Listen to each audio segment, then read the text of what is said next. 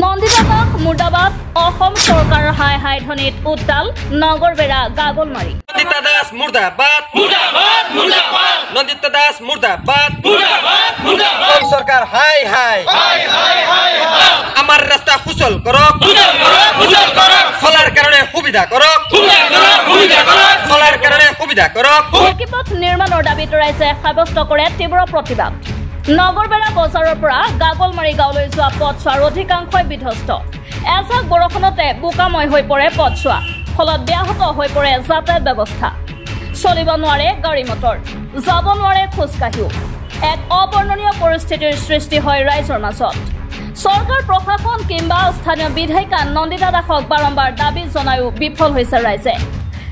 ৰাইজৰ দাবীক তিলমানো গুৰুত্ব নিদিয়াৰ অভিযোগ উত্থাপন কৰিছে বিধায়িকা নন্দিতা দাসৰ বিৰুদ্ধে।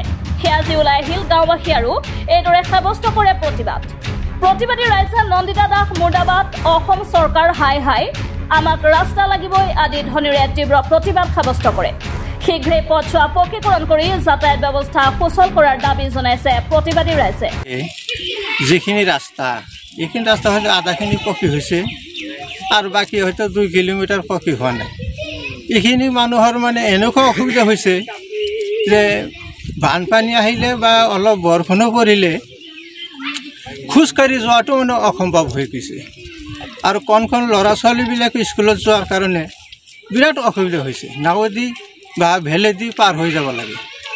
আৰু যদি কোনোবা যদি বেমাৰী হয়, সেই বেমাৰী মানে এম্বুলেঞ্চটো অহাৰ দূৰৰ কথা, কান্ধত লৈ মানে যাব লাগে মেডিকেললৈ। গতিকে আমি আমাৰ যাৰ বাবে প্ৰতিবাদ কৰিলে বিধায়ক মহোদয়ক মানে অনুৰোধ জনাইছোঁ যাতে আমাৰ এই ৰাস্তাখন সুন্দৰ কৰি বনাই দিয়ে আৰু আমাৰ ইয়াৰ দুখীয়া ৰাইজৰ আপ ডাউন কৰা বা অহা যোৱা কৰাৰ কাৰণে সুবিধা হয়। এই ৰাস্তাটো ক'ৰ পৰা ক'লৈ গৈছে? এইটো আমাৰ নগৰবাৰৰ পৰা এই কণ্ডলৈকে গৈছে, গাগলমাৰী দি।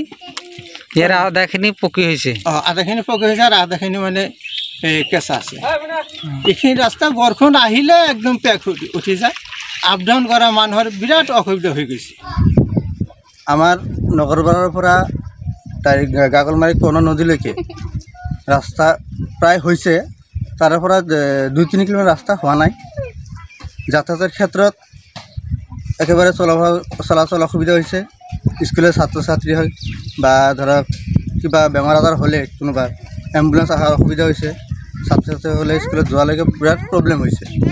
তাৰ কাৰণে আমি প্ৰতিবাদ কৰিছোঁ আৰু বিধায়ক নন্দিতা দাসকো আমি অনুৰোধ জনাইছোঁ যাতে আমাৰ ৰাস্তাখন হয়, তাৰ কাৰণে প্ৰতিবাদ কৰিছোঁ। অসুবিধাটো কেনেকুৱা হৈছে? অসুবিধাটোৰ ধৰক ৰাস্তা দি যাব পৰা নাই, স্কুলৰ ছাত্ৰ ছাত্ৰী আৰু ধৰক বেমাৰ আজাৰ হোৱাৰ ক্ষেত্ৰত এম্বুলেঞ্চ অহাৰ অসুবিধা হৈছে। ৰাস্তাটো একেবাৰে বোকাময় হৈছে, একেবাৰে বোকাময় হৈছে। 2 চকীয়া বাহনটো যাবই নোৱাৰে, খোজকাঢ়ি যাওঁতে অসুবিধা হৈছে। দাবী কি জনাম? দাবী আমাৰ যাতে